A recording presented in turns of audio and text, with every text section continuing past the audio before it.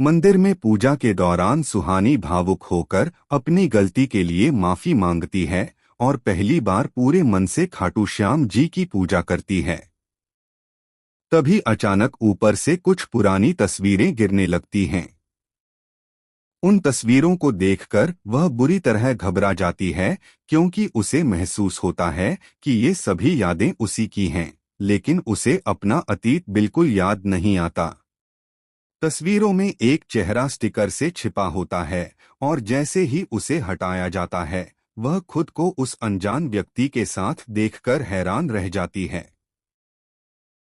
वह अपने अतीत की सच्चाई जानने की कोशिश करती है, लेकिन यादें धुंधली होने के कारण उसे पैनिक अटैक आ जाता है। आसपास मौजूद लोग उसे शांत करने की कोशिश करते हैं और बार बार समझाते हैं कि अभी कुछ भी याद करने की जरूरत नहीं है। दूसरी ओर घर से अपमानित होकर निकाली गई लड़की को उसकी गलती मान चुकी बुजुर्ग महिला वापस घर चलने के लिए मनाती है। वह हाथ जोड़कर माफी मांगती है, खुद को उसकी दादी के समान बताकर उसे भावुक करने की कोशिश करती है। काफी देर तक मिन्नतें करने के बाद लड़की उसकी सच्ची पश्चाताप भरी बातों से पिघल जाती है और आखिरकार घर लौटने के लिए तैयार हो जाती है। घर पहुंचने पर उसे बेटी जैसा सम्मान दिया जाता है और उससे कहा जाता है कि अब वह इस परिवार का हिस्सा है, नौकरानी नहीं। उसे आराम करने के लिए कहा जाता है और प्यार से उसके पसंद का खाना बनाने की बात होती है। इसी बीच एक नई साजिश भी जन्म लेती है।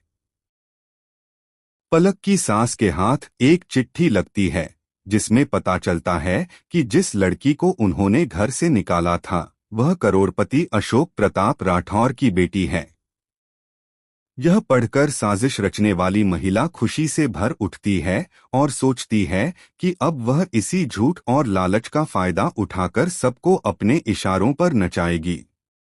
उसकी साथी उसे सावधानी से कदम उठाने की सलाह देती है, क्योंकि यह खेल बहुत बड़ा होने वाला है। रात के 12 बजे अचानक जूही की दादी जन्मदिन की शुभकामनाएं देने घर पहुंच जाती हैं। उनके आने से पूरे घर में हलचल मच जाती है। परिवार के कुछ लोग आधी रात को जन्मदिन मनाने की परंपरा पर सवाल उठाते हैं, जबकि दादी अपने परिवार की रस्म का हवाला देती हैं।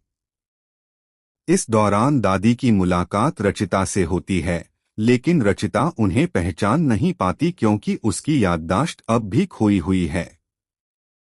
दादी उसके बदले हुए व्यवहार से हैरान रह जाती हैं और दोनों के बीच हल्की नोकझोंक भी होती है।